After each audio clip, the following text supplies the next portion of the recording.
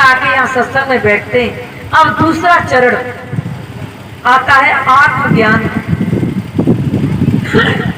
आत्मज्ञान आपके सुरजीत ने ये पर्चा जो छपाया है, इसमें भी एक बहुत ही अच्छी साखी लिखी हुई है।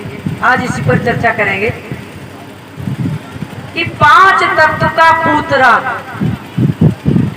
युक्त रची में कीव, मैं तो पूछू पंडिता शब्द बढ़ाती जीव।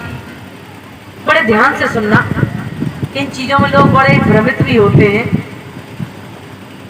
संसार में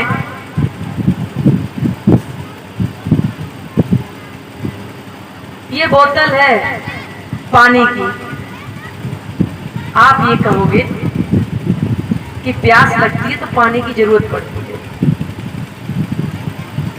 अब ये बोतल बड़ी है, लेकिन एक बार ये भी सोच लेना कि इस बोतल को पानी तो कोई बना नहीं सकता है। पानी तो 5 प्रकृति में आ गई, इस बोतल को जरूर बनाया है, लेकिन यहाँ तक पानी इस बोतल के द्वारा आया है। आप एक बार अपने अंदर मन से पूछिए कि ये बोतल बड़ी है, महत्वपूर्ण है, क्या पूज्य है, क्या इस बोतल को बनाने वाला? एक दो लोग तो कोई आवाज दे के बता दे कि बोतल को बनाने वाला बड़ा है, कि ये बोतल बड़ी है, पूज्य है, महत्वपूर्ण है।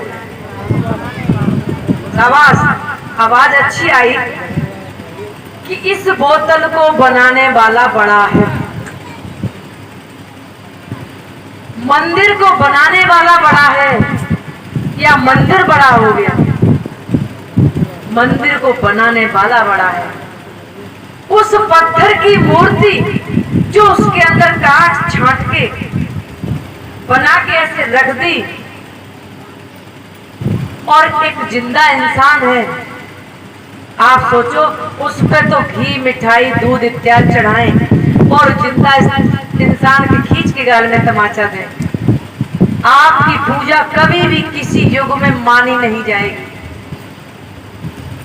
उस मूर्ति को बनाने वाला इंसान है, तो इंसान बड़ा है। इस पूरे पांडाल को खड़ा कर दिया। अब इस पांडाल को ही हम पूजें कि ये बड़ी है, लेकिन इस पांडाल को देखते ही इस पांडाल को लगाने वाले की याद आई मुझे, और उसको मन ही मन धन्यवाद दिया कि शाबाश, उसने काफी मेहनत की और इतना ये ठाठ तैयार कर दिया। क्योंकि हमेशा किसी भी व्यक्ति या किसी भी वस्तु के बाद अंदर पहुंचो। हम भी जाते हैं घूमने, मंदिर मस्जिद देखते हैं, तीर्थ स्थानों में देखते हैं। उस मंदिर की जो कटाई छटाई किनारीदार वो है, उसको देखते ही उस कारीगर के लिए हृदय से दुआ निकलती है कि वाह, था तो वो भी 2 हाथ पैरों वाला इंसान, लेकिन उसने कितनी अच्छी कारीगरी की, धन्य है उस मनुष्य को। लेकिन कभी हृदय में जब दया भी आती है तो पत्थर के लिए क्या दया करोगे, उस पानी के लिए क्या दया करोगे? दया करना है तो जिंदा जीवों पे कर। तो सदगुरु कबीर साहब की जो ये साखी वही दर्शाती है कि 5 तत्व का पूतरा यानी पुतला। कबीर साहब की भाषा हर प्रदेश के हर क्षेत्र की अलग अलग है, और आज लोग उस पर रिसर्च करते हैं, फिर भी पूरी समझ नहीं पाते। कबीर साहब के बीजक पर 150 देशों में लोग पीएचडी कर रहे हैं। तो 5 तत्व का पुतला अग्नि, जल, पृथ्वी, आकाश, वायु, इनसे बना हुआ बड़ी युक्ति से इसको तैयार किया हुआ है। अब कबीर साहब प्रश्न करते हैं, पंडिता यहाँ शब्द कहा गया है किसी जात विशेष से नहीं। जो अपने आप को विद्वान कहता है, जो अपने आप को ज्ञानी कहता है, जो उस अहंकार में चूर है, जो जरा सा बोलना सीख गया तो वो वक्ता बन गया। कुछ साधुगण हो गए, घर से परेशानी हुई, साधु बन गए, कुछ 2-4 बातें सीख ली। ऐसे लोगों के लिए कबीर साहब ने बड़ा एक फटकार लगाई है कि मैं तो ये पूछूं पंडिता, हे ज्ञानियों, हे साधुओं, हे संतों, हे विद्वानों, कि शब्द बढ़ा के जीव, जिस शब्द के पीछे सारी दुनिया पड़ी हुई है, संसार के शब्द भी हैं, एक अनहद शब्द है जिसे कहते हैं कि अनहद, बिना किसी वाइब्रेशन के, बिना किसी टकराव के एक अनहद शब्द निकलता है। अब उसकी गहराई तक नहीं जाते कि वो शब्द कैसे कहाँ निकलता है। शब्द हमारे अंदर निकलता है मेरे तत्वों के टकराने से, और उस शब्द को सुनने वाला शब्दी बड़ा है कि शब्द बड़ा के जीव। शब्दी कहते हैं जीव को, मनुष्य को, जिंदा इंसान को। तो कबीर साहब यहाँ प्रश्न कर रहे हैं उन विद्वानों से, उन बुद्धिजीवियों से, कि तुमसे शब्द कैसे बड़ा हो गया? उस शब्दी को क्यों नहीं पहचानते हो? शब्द तत्वों का एक टकराव है। शब्द एक जीव और तालु से हमारी जिह्वा उन अक्षरों को काटती है। कुछ कंठ से निकलते हैं, कुछ नाक के स्वर निकलते हैं, कुछ हमारे तालू से निकलते हैं शब्द, कुछ हमारी जिह्वा उनको अक्षरों को काटती है। क्या किसी मुर्दा को बोलते हुए सुना है? अब आप यहाँ ही अंदाजा लगा सकते हो कि जब मुर्दा बोल नहीं सकता है और वो शब्द कि हम पूजा करें, शब्द को ही महत्व दें, तो शब्द तो वही सुन सकता है जो जिंदा है। शब्द वही बोल सकता है जो जिंदा है, और जिंदा नहीं है, जीवित नहीं है, तो उन शब्दों को सुनेगा कौन, बताएगा कौन? सनातन एक शब्द हमें सुनने को मिलता है। कुछ हिंदू धर्म को सनातन बोलते हैं, मुसलमानों को पूछो तो मुसलमान धर्म को सनातन बोलते हैं, कोई किसी को सनातन बोलता है। लेकिन आज दिन तक ये संसार की परिभाषा मेरी तो समझ में नहीं आई। जो मैंने समझा है कि सनातन जिसका आदि है ना अंत है, जिसको कोई बनाने वाला नहीं है और जिसको कोई बिगाड़ने वाला नहीं, सदा सदा से है, युगों युगों से है।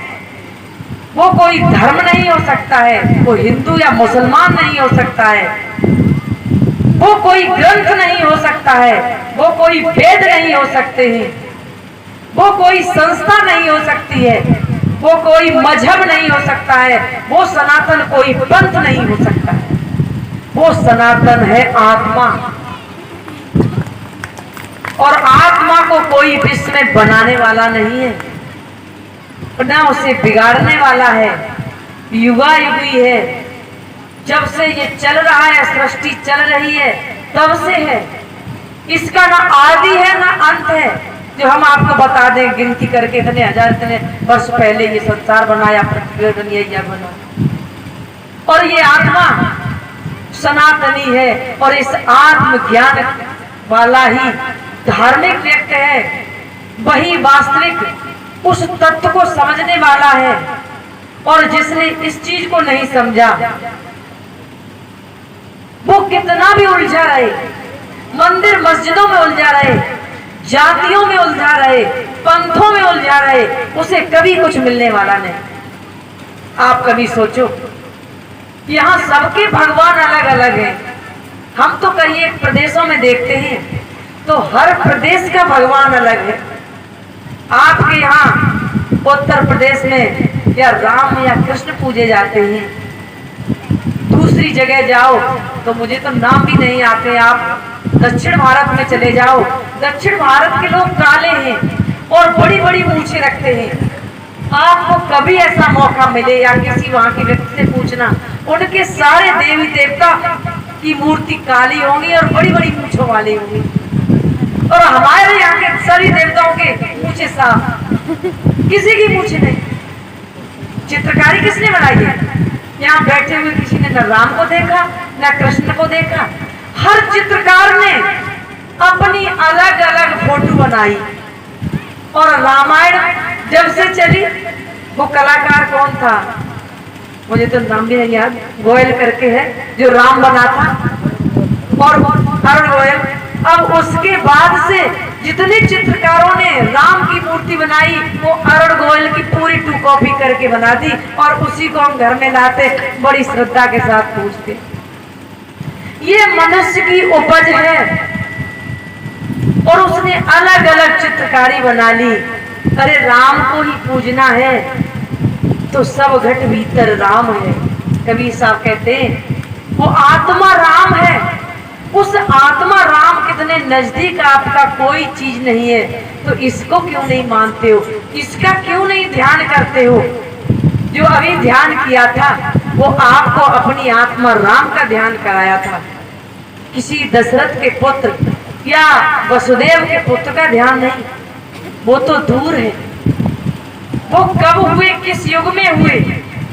एक छोटा सा दृष्टांत बता रहे कि एक बार एक नाई चिट्ठी लेके गया, और वो गया किसी महा और फागुन के महीने में शादी की चिट्ठी लेके, तो देखा कि जिस घर में गया वहां कोलू चल रहा था। अब कोलू में से देखा कि बड़ा गन्ने का रस मीठा मीठा निकल रहा, लोगों ने उसे पिलाया, बड़ा अच्छा लगा। उससे पहले उसने पिया नहीं था। उसने अब जब पिया नहीं, ईद देखी नहीं, तो उसे बड़ी खुशी हुई। उसे ऐसा ही लगा कि ये जो लोहे के पाट घूम रहे हैं, इनसे ही इतना रस अच्छा निकल रहा। अब पी के तृप्त हो गया, चला गया। संयोग बस वो चैत और बैसाख के महीने में फिर चिट्ठी लेके गांव में आया किसी शादी की। उसी घर से होके निकला तो देखा वो कोलू तो गढ़ा हुआ है, लेकिन आज उसमें ना रस है ना कुछ। उसने कहा कि अरे इसी में से उस दिन बड़ा अच्छा रस निकल रहा था। अब उसने क्या किया, वही गोल गोल जो ढील से होते हैं उसमें जाके अपनी जीभ लगा दी। अब जीभ लगाते आप जानते हो कि वो लोहे के पदार्थ इतना गर्म हो गया था कि उसकी जीभ जल गई। चिल्लाता हुआ आया, बाकी भाई क्या हुआ, लोगों ने पूछा कि अरे पिछली बार जब हम आए थे तब इसमें से इतना मीठा रस निकल रहा था, और आज इसने मेरी जीभ जला दी। दूसरे बंधु ने कहा कि उस वक्त मौसम दूसरा था, गन्ना थे, ईख से रस निकल रहा था, आपको पिला दिया। अब इस वक्त न गन्ना है न ईख है, कुछ नहीं, और न रस निकल रहा है, ये जला देगा। आप बैठिए, इस वक्त हमारे यहाँ रुआवजा का शरबत उपलब्ध है, इससे अब अपनी प्यास बुझाइए। वो नाऊ बड़ा चक्कर में पड़ गया कि उस दिन निकल रहा था, आज नहीं है। अब इस कहानी से आपने क्या सीखा? राम या कृष्ण जिस वक्त जिंदा थे, उन्होंने जो दिया या जो लिख के रख गए कुछ लोग पढ़ के, और उसको अपने रास्ते पर अपनाते हैं। अब आप सोचो कि आज उनकी मूर्ति आपको कुछ दे दे, तो मंदिर में कितने लोग निसंतान जाते हैं, कितने लोग दीन दुखी जाते हैं, कितने लोग ऐसे जाते हैं जिनका विवाह नहीं होता है, कितने लोग ऐसे जाते हैं जो अपाहिज हैं। उन सबको वो मूर्ति कुछ नहीं देती है। उन्हीं को मिलता है जो उनके इस खोपड़ी में है, जो उनके भाग्य में है। जब वो जिंदा थे, जब रस निकल रहा था, तब अपनी प्यास बुझाई अच्छी है। इसी को हमारे गुरुदेव कहते हैं कि समय का तत्वदर्शी और समय का वैद ही आपके तन और मन का रोग दूर कर सकता है। और समय के तत्वदर्शी यानी संत को नहीं समझा, लेकिन संत को हम नहीं समझते हैं। संतों में जब तक संत जिंदा रहते हैं उनके अवगुण निकालते रहते हैं, और मरते ही उनकी एक बढ़िया सी मूर्ति बनाई और बस घी दूध इत्यादि चढ़ाना शुरू कर दिया, और सोचते हैं अब ये मूर्ति हमें सारे आशीर्वाद देगी। याद रखना मेरे बंधुओं, मूर्ति सिर्फ एक पहचान के लिए है, चाहे आपके माता पिता की हो और चाहे गुरु की हो। मूर्ति स्वयं यदि गिर जाए तो वो उठ के नहीं खड़ी हो पाएगी। उनको देख के मुझे पुरानी याद आ जाती है। हम अपने गुरुदेव को जब भी देखते हैं तो मुझे एक एक उनकी वाणी दोबारा से फिर याद आ जाती है, एक एक उनकी करते हुए सेवा याद आ जाती है, एक एक उनका व्यवहार याद आ जाता है, क्योंकि उनके साथ हम रहे। तो और कोई पूछे तो बताते हैं कि ये है हमारे गुरुदेव, लेकिन हम अपने गुरुदेव की भी मूर्ति के सामने घी दूध इत्यादि चढ़ाएं, उस फोटो को खराब भले कर दें, वो मूर्ति नहीं खाएगी। ये अपने अंदर भावनाएं रखें। कभी किसी दिन कुछ खिलाने का मन हो तो गांव में देख लो, कोई बुजुर्ग हो, कोई दवा के लिए परेशान हो, कोई बच्चा पढ़ने के लिए बेचैन हो, पढ़ाई का उसका साधन नहीं हो, उसको कुछ दे दो। किसी पड़ोसी की कोई मदद कर दो। क्या अपना धन ढो ढो के ले जाते हो और मंदिरों में देते हो, मस्जिदों में देते हो, एक को ही धनवान करते जाते हो। उन मंदिरों में मशीनें लगी हैं पैसे को गिनने के लिए, और तुम्हारे पड़ोस में कीचड़ भरा है, नाली में 5 ईंटें लगा के ऐसी नहीं बनाओगे जिसमें गांव वालों की गाड़ी निकल जाए, कोई बाहर से आए वो निकल जाए। वहां दान नहीं करेंगे, वहां सेवा नहीं करेंगे और मंदिर में जाके चढ़ाएंगे। वो पंडित पुजारी, उनकी संतानें विदेशों में पढ़ रही हैं, अच्छी शिक्षा ले रही हैं, और आप अपने बच्चों के वो हिस्से को काट कर उन जगह चढ़ाते हो। परोपकार करना नहीं हम रोक रहे हैं, वो तो ये जरूरी है कि अपनी कमाई में से कुछ दान करो। अब दान किसे करें? जरूरत वाले को दान करो, जिसे उस चीज की जरूरत है। और जो ऐसा करता है तभी साहब को समझ पाता है। वैसे तो इस परमात्मा के नाम पर यहाँ आज सत्संग के लिए शायद आप यही सुनने के लिए आए होंगे कि यहाँ पता चले कि राधा दास किस भगवान की तरफ संकेत कर रहे हैं, किस भगवान को मानते हैं, या आज से हम किस भगवान को माने। आपकी श्रद्धा को जीते जिंदा इस इंसानों में क्यों नहीं लगाई? श्रद्धा उन निर्जीव चीजों में ही क्यों लगी हुई है? और याद रखना, जिन निर्जीव चीजों को तुम इकट्ठा करोगे, घर में हम क्या करते हैं कि हमारे घर में fridge, cooler, bed, sofa set, सब चीजें, एक चीज की भी जरूरत पड़ती है तो हम झट से खरीद लाते हैं। लेकिन कभी याद किया, अटैक जब पड़ता है, और अटैक अकस्मात पड़ता है, आपके बेटे भी विदेश में हैं या दूसरे प्रदेश में हैं, दूसरे जिले में हैं, नौकरी कर रहे हैं, आपको अटैक पड़ा, छाती में दर्द हो रहा है, और शायद जान लिया तो पड़ोसी से भले ही आपने शाम को लड़ाई की थी और सुबह उसने देखा कि चाचा या ताऊ या कोई भी लगते, अरे इनके सीने में दर्द हो रहा है, ये बेचैन है, तो वो जरूर 2-4 लोगों से को बुलाकर और आपको हॉस्पिटल पहुंचा देगा। जिंदा व्यक्ति की हम अपमान करते हैं, अवहेलना करते हैं, और जब मुसीबत में वही मेरे काम आता है। वो मुर्दा मूर्ति आपके किसी काम नहीं है, आपका भ्रम भले ही हो कि उसकी कृपा से सब कुछ हुआ। जिंदा अंदर, अपने अंदर यदि जिंदा परमात्मा के नहीं पहचान पाए, बड़े आश्चर्य की बात मुझे होती है। इसीलिए शायद लोग कबीरपंथी लोगों को कहते हैं कि ये तो किसी को मानते ही नहीं है। अब किसे माने?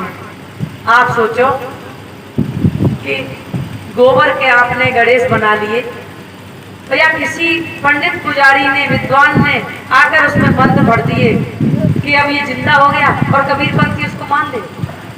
कबीरपंथी आंखों वाला होता है, वो आंखों से देखता, सोचता और समझता है।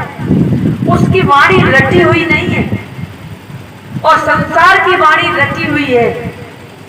उन वेद शास्त्र को पढ़ने वाले लोगों की वाणी रटी हुई है, उधर पढ़ ली और इधर सुना दी।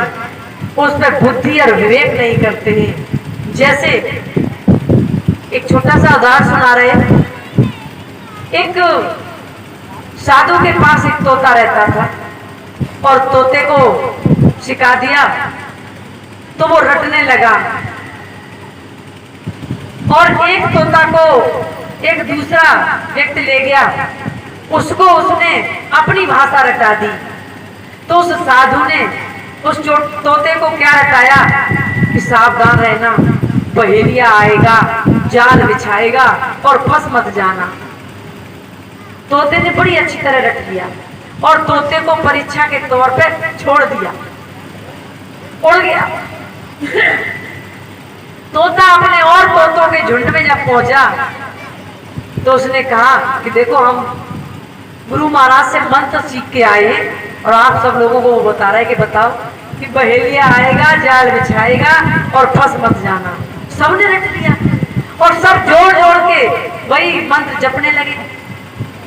अब बहेलिया आया, अब बहेलिया नई उम्र का था।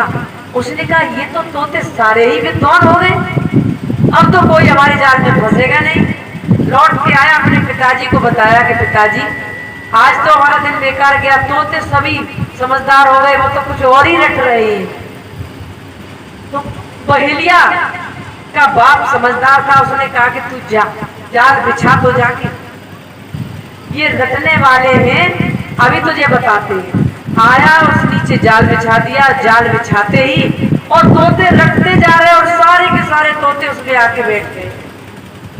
अब वो दूर खड़ा कह रहा है कि देख जैसे ही हम इस जाल को खींचेंगे सारे तोते फंस जाएंगे, और इस वक्त भी ये यही रट रहे हैं। और ऐसा ही किया, जाल को खींचा, सारे तोते फंस गए और फंसे फंसे तोता यही रट रहे हैं कि बहेलिया आएगा, जाल बिछाएगा और फंस मत जाना, और सारे के सारे फंसे बैठे। अब वो बाप बेटे आपस में बात कर रहे हैं, देखा पिता ने कहा कि देख बेटा ये सब रट्टू विद्या है, इन तोतों को बोध नहीं है कि बहेलिया क्या करेगा, जाल कैसा है, हम कैसे न फंसे, इसको समझदारी नहीं है। तो साधु ने रटाई तो दिया है, उसी भांति हम वेद शास्त्र पढ़ लेते हैं, पूजा करना हमारी माँ ने या पिता ने सिखा दिया बचपन से। जाओ बेटा मंदिर में ये चढ़ाओ, मंदिर में ये भोग लगाओ, मंदिर में ये रखाओ। अब न माँ को बोध था और आपको बोध कैसे होगा? उन संतों को भी बोध नहीं है जो मंत्र जपना सिखाते हैं, और उन माता पिता को बोध नहीं है जो बच्चों को पूजा के नाम पर सिर्फ इतना सिखा देते कि दुनिया भरी दीवानी पत्थरन पे डाल रही पानी, जा बेटा लोटा चढ़ा।